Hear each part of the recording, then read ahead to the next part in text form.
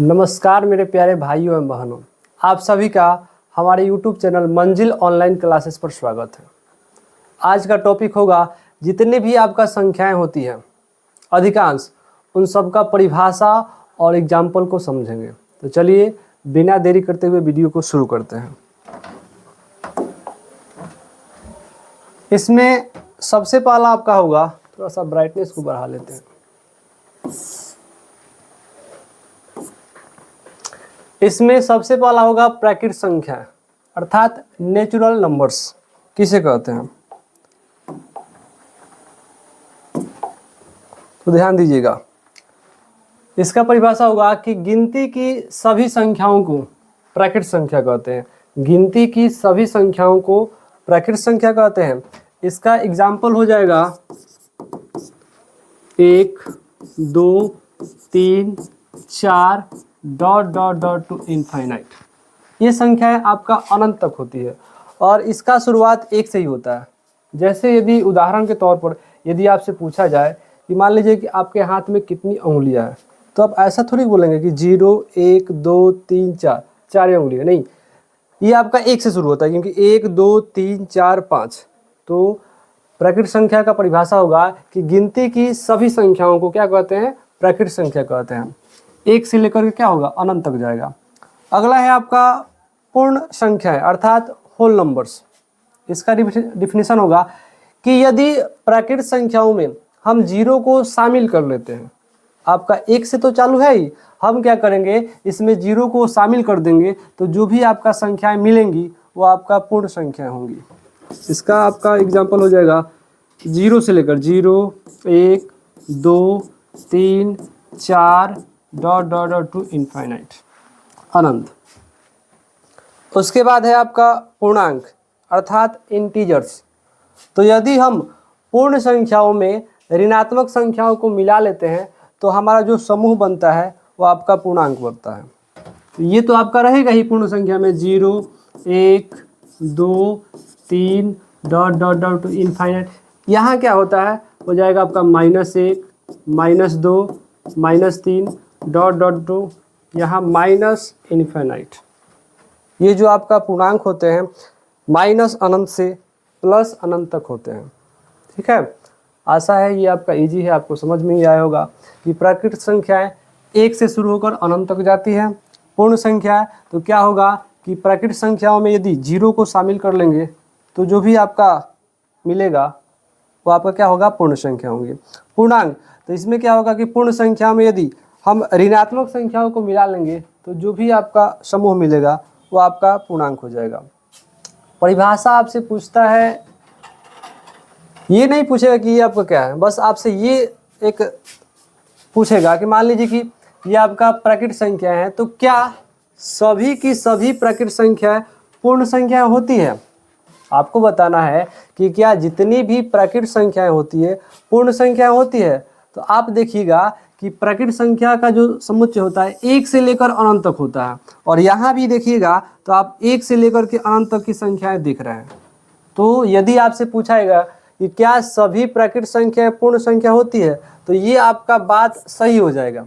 लेकिन इसका उल्टा पूछा जाएगा कि क्या सभी पूर्ण संख्याएं प्राकृत संख्या होती है, तो आप यदि ध्यान से देखिएगा तो ये तो सारा चीज आ जाएगा, जैसे 1 से लेकर के अनंत तक इसमें आ जाएगा, लेकिन आप देखिएगा कि 0 इसमें शामिल नहीं है। तो ये आपका उल्टा यदि कहता है कि क्या सभी पूर्ण संख्याएं आपका प्राकृत संख्या होती है, तो गलत हो जाएगा। किसके चलते होगा, 0, क्योंकि सारी संख्या इसमें है, 0 आपका शामिल नहीं है। आगे यही आपका हो जाएगा कि क्या सभी पूर्ण संख्या पूर्णांक होता है, तो होता है, क्योंकि पूर्ण आपका जो भी पूर्ण संख्या इसमें दी गई है वो आपका सारा यहाँ पर शामिल है। यदि आपसे पूछेगा कि क्या सभी पूर्ण संख्या पूर्णांक होगा, तो होगा, क्योंकि ये जितने भी होती है सारा इसमें आता है। लेकिन इसका रिवर्स पूछेगा कि क्या सभी पूर्णांक पूर्ण संख्या होती है, तो नहीं होता है, क्योंकि हम देख रहे हैं कि इसमें आपका ये सब तो दिखाई दे रहा है, लेकिन माइनस वाला संख्या पूर्ण संख्या में नहीं दिखाई दे रहा है। तो यदि पूछा जाएगा कि क्या सभी पूर्णांक पूर्ण संख्या होती है, तो गलत हो जाएगा। क्या सभी पूर्णांक प्राकृत संख्या होता है, तो गलत हो जाएगा। भाषा पर आधारित क्वेश्चन पूछता है। ठीक है, आगे बढ़ते हैं।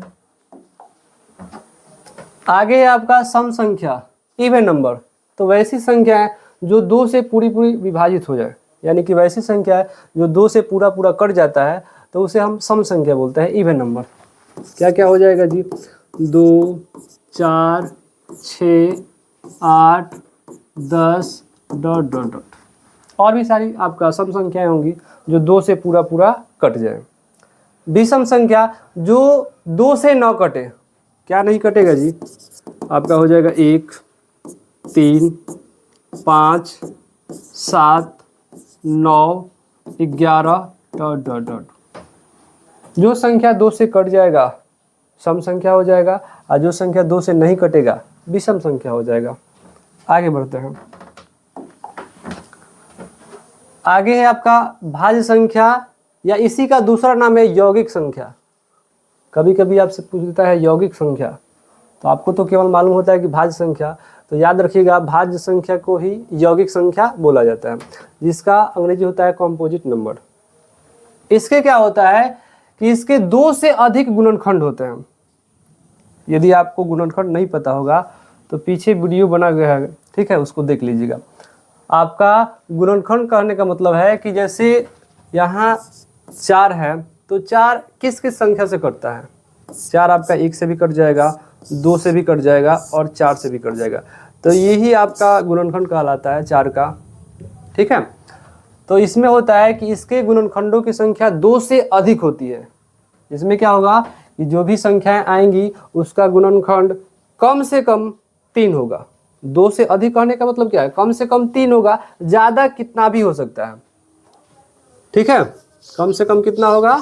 3 होगा। एग्जाम्पल आपका हो जाएगा 4, क्योंकि 4 से यदि हम पहले 3 पर आते हैं, 2 पर आते हैं, तो वो सब संख्याएं ऐसा नहीं होगी जिसका गुणनखंड आपका 3 हो जाए या 3 से ज़्यादा हो। सबसे छोटी आपका भाज्य संख्या 4 होती है, क्योंकि 4 के 3 फैक्टर होते हैं। पहला 1 होता है, दूसरा 2 होता है और तीसरा 4 स्वयं होता है।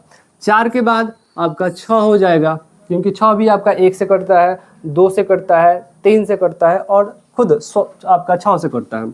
इसके आगे 8 हो जाएगा, 9 हो जाएगा, 10 हो जाएगा, 12 हो जाएगा, 14 हो जाएगा, 15 हो जाएगा डॉट डॉट डॉट, और भी सारी अनंत आपका भाज्य संख्या होती है, ठीक है।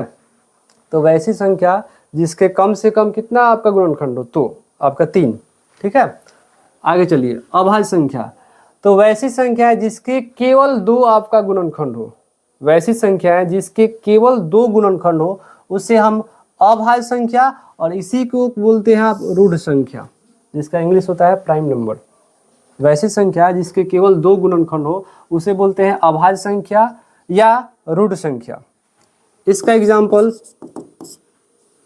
2 हो जाएगा, क्योंकि 2 केवल 1 से कटेगा और 2 से कटेगा। 2 के आगे 3 हो जाएगा, फिर 5 हो जाएगा, फिर 7 हो जाएगा, फिर 11 हो जाएगा, फिर 13 हो जाएगा, 17 हो जाएगा, 19 हो जाएगा, और भी सारी आपका अभाज्य संख्या होती है। आप देखिएगा 2 को, 3 को, 5 को, 7 को, 11 को, 13 को, 17 को, 19 को, तो जितनी भी संख्याएं लिखी गई है वो केवल आपका 2 संख्याओं से कटती है। एक तो 1 से और दूसरा खुद से, ठीक है। आगे आपका सह अभाज्य संख्या, को प्राइम नंबर।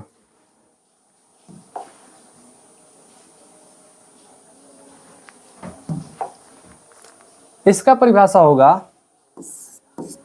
कि यदि 2 संख्याओं का HCF 1 हो, यदि 2 संख्याओं का HCF 1 हो तो उन्हें सह अभाज्य संख्या बोलते हैं। जैसे एग्जाम्पल में आपका हो जाएगा 2,3।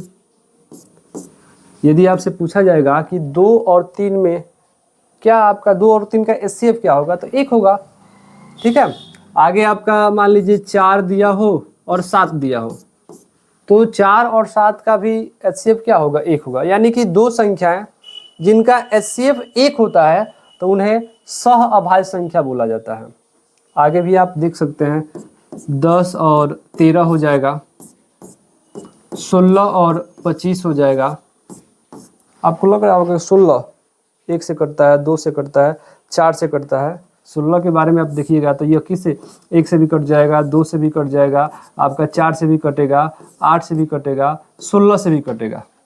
1 से कट गया, 2 से कट गया, 4 से कट गया, 8 से कट गया, 16 से कट गया। 25 को देखिएगा 1 से कट जाएगा, फिर आपका 5 से कट जाएगा, फिर 25 से कटेगा। ठीक है, तो आप एक चीज ध्यान दे रहे होंगे कि इसमें जो संख्याएं शामिल है और इसमें जो संख्याएं शामिल है उसमें केवल आप देख रहे हैं कि एक ही आपका क्या है, दोनों में कॉमन है। तो यही तो कहता है कि यदि दोनों का HCF 1 होगा तो उसे क्या बोलेंगे, सह अभाज्य संख्या, को प्राइम नंबर। आगे देखिए, इसको मिटाते हैं।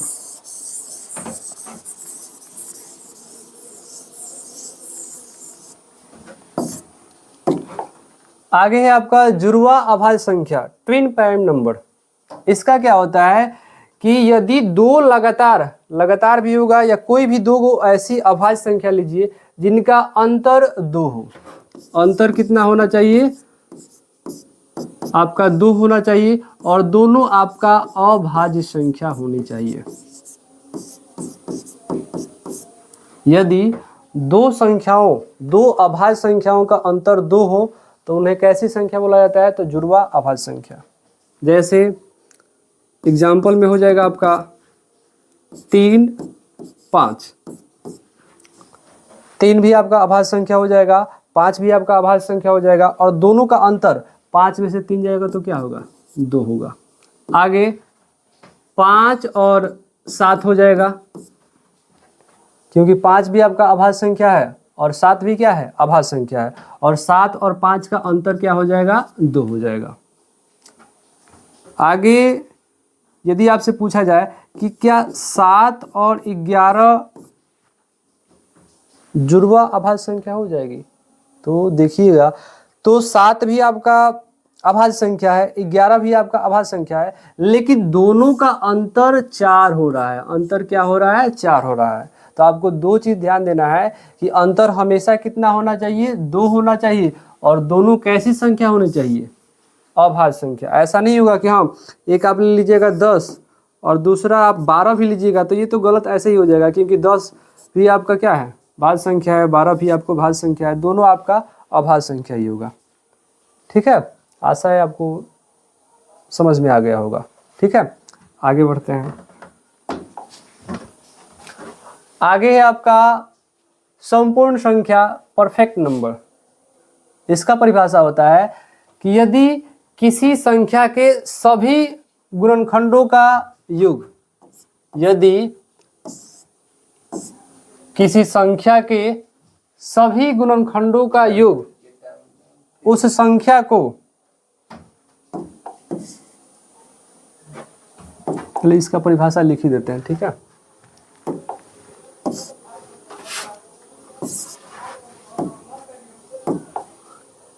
यदि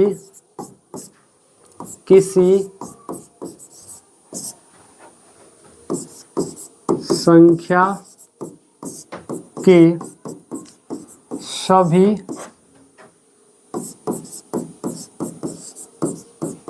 गुणनखंडों का योग उस संख्या को छोड़कर, उस संख्या को छोड़कर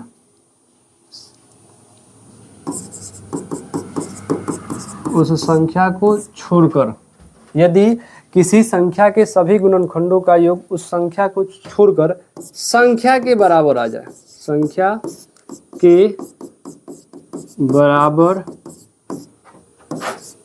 आ जाए, तो उसे संपूर्ण संख्या कहते हैं। परिभाषा एक बार और देखिएगा, यदि किसी संख्या के सभी गुणनखंडों का योग उस संख्या को छोड़कर, जो संख्या दिया रहेगा उसको काउंट नहीं करना है, उस संख्या को छोड़कर बाकी जितने भी आपका गुणनखंड आएंगे सबको जोड़िएगा, तो यदि संख्या के बराबर आ जाएगा तो उसी को बोलते हैं आपका संपूर्ण संख्या। एग्जाम्पल समझते हैं।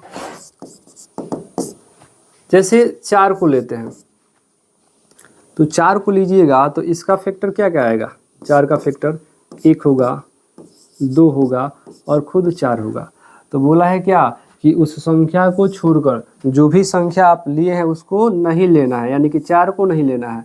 और जब इस दोनों को जोड़िएगा तो इसके बराबर आ जाना चाहिए। क्या 1 और 2 को जोड़िएगा तो 4 के बराबर आएगा? नहीं आएगा। तो 4 आपका परफेक्ट नंबर यानी कि संपूर्ण संख्या नहीं होगा। 6 को देखिए तो 6 का आपका फैक्टर हो जाएगा 1, फिर आपका 2, फिर आपका 3 और फिर आपका 6 भी होगा, लेकिन इसको नहीं लेना है। जो भी संख्या दिया जाएगा उसको नहीं लेना है और बाकी जोड़िएगा तो इसके बराबर आ जाना चाहिए। 1 और 2 3 और 3 और 3 6 हो जाएगा। ये आपका बराबर आ जाएगा, यानी कि 6 आपका परफेक्ट नंबर संपूर्ण संख्या हो जाएगा। आगे इसका एक और एग्जाम्पल हो जाएगा आपका 28 28 का फैक्टर क्या हो जाएगा? 1, फिर आपका 2, फिर आपका 4, फिर आपका 7, फिर आपका 14, फिर आपका 28 भी होगा, लेकिन 28 को काउंट नहीं करना है। और सबको जोड़ने पर जो भी दिया रहेगा उसको छोड़ दीजिएगा, बाकी जितना भी आपको मिलेगा सबको जोड़िएगा। यदि इस संख्या के बराबर आ जाएगा तो बोलिएगा कि ये जो संख्या है क्या है? संपूर्ण संख्या है, अर्थात परफेक्ट नंबर है। 1 और 2 3, 3 4 7, 7 7 14 और 14 28, ये आपका बराबर आ रहा है। तो 28 क्या हो जाएगा? परफेक्ट नंबर हो जाएगा। ठीक है, आगे बढ़ते हैं।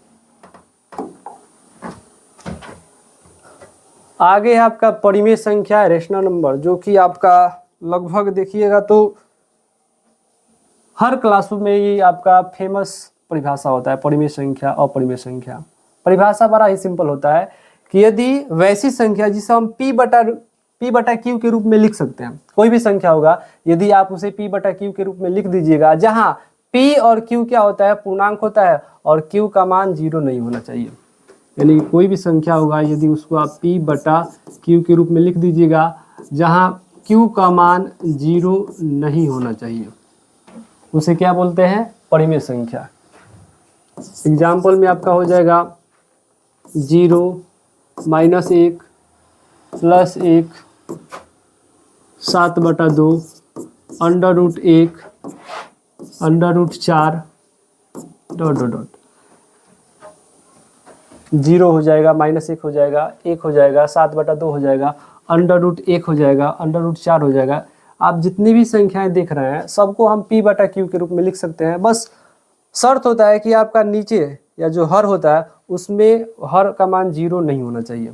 ठीक है, आगे अपरिमेय संख्या, तो वैसी संख्या जिसे हम P बटा Q के रूप में नहीं लिख सकते हैं और Q का मान 0 नहीं होना चाहिए। एग्जाम्पल आपका मान लीजिए √2 हो गया, √3 हो गया, उसके बाद √5 हो जाएगा। उसके बाद आपका इसमें एक और होता है कि रूट वाला संख्या तो आपका यदि बाहर नहीं निकलता है, रूट में 2 हो गया, रूट में 3 हो गया, रूट में 5 हो गया, तो ये तो आपका अपरिमेय संख्या होगा ही। लेकिन कुछ संख्या ऐसी भी होती है जो आपका रूट से बाहर होती है, लेकिन फिर भी क्या होता है? अपरिमेय होता है। क्योंकि उसका कारण यही होता है क्योंकि उसको हम बट्टे के रूप में नहीं लिख सकते। जैसे मान लीजिए आपसे पूछा जाए 1.23471 कुछ भी आ रहा है, ये आपका ऐसा दशमलव प्रसार वाला संख्या है जिसका जो दशमलव प्रसार है अशांत अनावर्ती है, अशांत अनावर्ती है।